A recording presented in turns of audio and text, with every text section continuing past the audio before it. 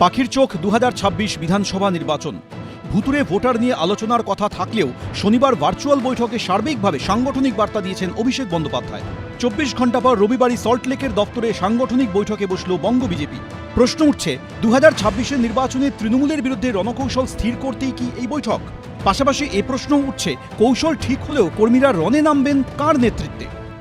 Captain পরিবর্তন হয়, কখনো পরিবর্তন হয় না, কখনো ক্যাপ্টেন দুটো টার্ম করে, কিন্তু কাজ একই থাকে, কাজ কোনো পরিবর্তন হয় না। 43টি সাংগঠনিক জেলার মধ্যে শুক্রবারই রাজ্য বিজেপির 25টি সাংগঠনিক জেলার সভাপতির নাম ঘোষণা করা হয়েছে। এর মধ্যে 17টি জেলায় দায়িত্ব বদল করা হলেও 8 জন পুরনো পদেই বহাল রয়েছেন। বিজেপির সংবিধান অনুযায়ী রাজ্য বিজেপির সভাপতি পদে নির্বাচনের জন্য 23 জন নির্বাচিত জেলা সভাপতির প্রয়োজন। অমিত শাহের রাজ্য সফর ও মার্চের শেষে দিল্লিতে জাতীয় কর্মসমিতির বৈঠকের আগে বিজেপির এই তৎপরতায় প্রশ্ন উঠছে, রাজ্য সভাপতি নির্বাচন কি তবে সময়ের অপেক্ষা? বিজেপির রাজ্য সভাপতি এদিন জানান, কেন্দ্রীয় নেতৃত্বকে জানানো হয়েছে তারা চাইলে রাজ্য সভাপতি নির্বাচন প্রক্রিয়া শুরু করতে পারে।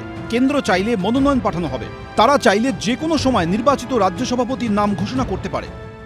কেন্দ্রীয় নেতৃত্ব সিদ্ধান্ত নিলে পরে, সিদ্ধান্ত জানালে পরে সমস্ত কিছু শুরু হয়ে যাবে।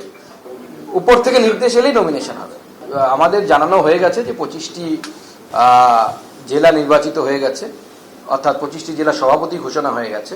নিয়ম অনুসারে আমাদের যে সাংগঠনিক নিয়ম, আমাদের সংবিধান, সেই সংবিধান অনুসারে এটা 50%-এর বেশি, অর্থাৎ পশ্চিমবঙ্গ নির্বাচিত রাজ্য সভাপতি পেতে পারে। ওদের আবার সংগঠন, তাদের আবার বৈঠক, টিভিতে দেখা ইটিং অ্যান্ড সিটিং, এর আবার বৈঠক।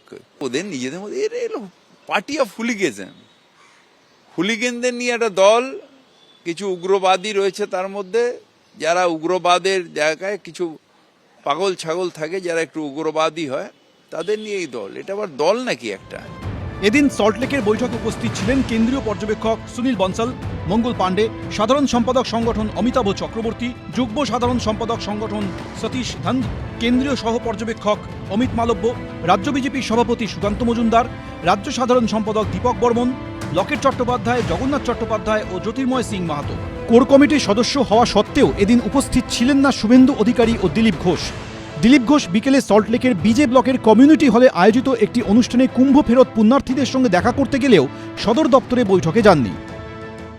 আমাদের সংগঠনের বৈঠক চলতেই থাকে। পার্টির সাংগঠনিক নির্বাচন চলছে, জেলা অবধি হয়ে গেছে, সেভাবে প্রদেশও হয়ে যাবে। যোগ্য কাউকে রাখা হবে সামনে, ইলেকশনের নেতৃত্ব দেবে, যাতে সবাই তাকে দেখে লড়াই করতে পারে। বিজেপি সূত্রে খবর, এদিনের বৈঠকে অমিত শাহের বঙ্গ সফরে প্রস্তাবিত সূচি নিয়ে আলোচনা হয়েছে। 29শে মার্চ রাতেই রাজ্যে আসছেন কেন্দ্রীয় স্বরাষ্ট্রমন্ত্রী। চলতি মাসের শেষে 29শে মার্চ সম্ভবত বঙ্গ সফরে আসছেন কেন্দ্রীয় স্বরাষ্ট্রমন্ত্রী অমিত শাহ।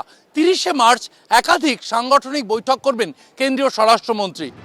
দিল্লি দখলের পর 26-এর বিধানসভা ভোটকে টার্গেট করে পশ্চিমবঙ্গ দখলে ঝাঁপাতে চাইছে বিজেপি। তার আগেই গত বছরের শেষে রাজ্যে এসে টার্গেট বেঁধে দিয়েছিলেন অমিত শাহ। बंगाल में 1 करोड़ भारतीय जनता पार्टी के सदस्य बना कि 26 में भारतीय जनता पार्टी की सरकार। এই প্রেক্ষাপটে সূত্রে খবর, অমিত শাহের সফরের আগে এদিনের বৈঠকে তৃণমূলকে ঠেকাতে কোন পথে নামবে রাজ্য বিজেপি, তা নিয়েও আলোচনা হয়। শিবাশিস মৌলিক, অর্ণব মুখোপাধ্যায়, এবিপি আনন্দ, কলকাতা।